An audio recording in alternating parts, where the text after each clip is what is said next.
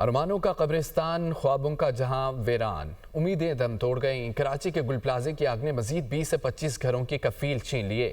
Crockery دکان سے متعدد لاشوں کے اعضاء برآمد ہوئے۔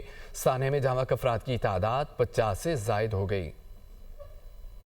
ارمانوں کا قبرستان، خوابوں کی دنیا ویران، اب امیدیں دم توڑنے لگیں۔ سانحہ گل پلازہ ریسکیو آپریشن کا 5واں روز۔ کراچی کے گل پلازہ کی آگ نے مزید 20 سے 25 گھروں کے کفیل چھین لیے۔ کراکری کی دکان سے متعدد لاشوں کے اعضاء برآمد ہوئے۔ ایس پی سٹی عارف عزیز نے تصدیق کر دی۔ اب تک سانحہ گل پلازہ میں جاں بحق افراد کی تعداد 50 سے تجاوز کر گئی۔ مارکیٹ جو ہے وہ ہم نے اس لیے بند کرائی ہے کہ ریسکیو کے کام میں کوئی بھی جو ہے وہ ہم برداشت نہیں کر سکتے کہ کوئی سلو اس میں کوئی پروسیس ہو۔ ہماری سب کی جو پرائیورٹی ہے وہ اس وقت جو ہے وہ ریسکیو کے ہی کام ہے۔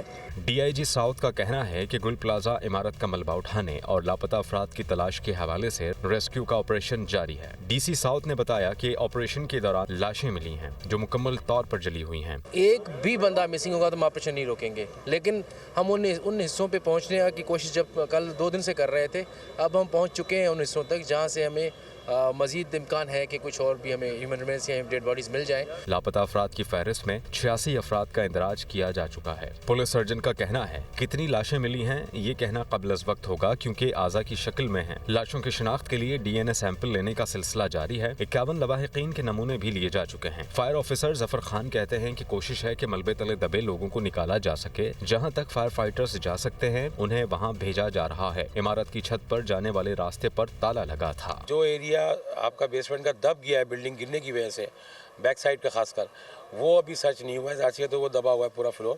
جیسے جیسے وہ ملبہ اٹھے گا وہ کلیئر ہوگا۔ اسی طرح اوپر جو بلڈنگ ہے گی 1st 2nd 3rd اور گراؤنڈ، یہ فرنٹ سائڈ سے تو جو ہے کلیئر ہو چکا ہے، دیکھ چکے ہیں، اور جتنی باڈیز یہاں سے ریکور ہو چکی ہیں آپ کے سامنے۔ انتظامیہ کے مطابق مارکیٹ بند ہونے کا وقت تھا، اس لیے بیشتر دروازے بند کیے جا چکے تھے۔ سانحہ میں لاپتہ نوجوانوں کے ورثاء نے احتجاج کیا۔ لاپتہ ہونے والے سعد، محسن اور عارف کے اہل خانہ نے کہا کہ 5 روز سے ادھر ادھر بھٹک رہے ہیں، اپنے پیاروں کو ڈھونڈ رہے ہیں، لیکن کوئی ہماری بات نہیں سن رہا۔